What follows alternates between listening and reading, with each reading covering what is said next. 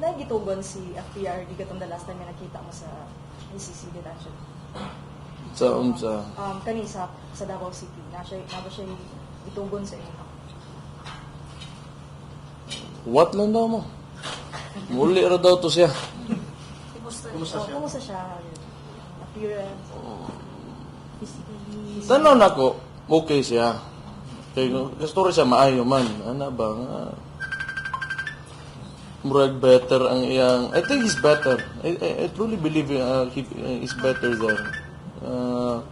Ang diferensya lang, medyo nag-lose siya weight. Yun. Namayat yun siya ng payat kayo? Or po si dugay lang ako sa nakita. Pero, nabaguhan ko ba, ana. Pero, mayat siya. Pero it could be a good thing nga namayat po siya. Kaya basig sa iyang edad, dili po. Wala akong kabalo eh.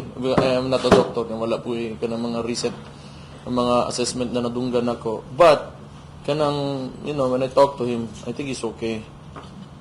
Lingaw man, nalingaw sa kastorya. Gihagwa ko niya. Kibaw siyang nag-uol ko eh. Kibaw man siya nga preso siya. So, ako yung gihagwa. Sige pagkatawa, mora gyapon.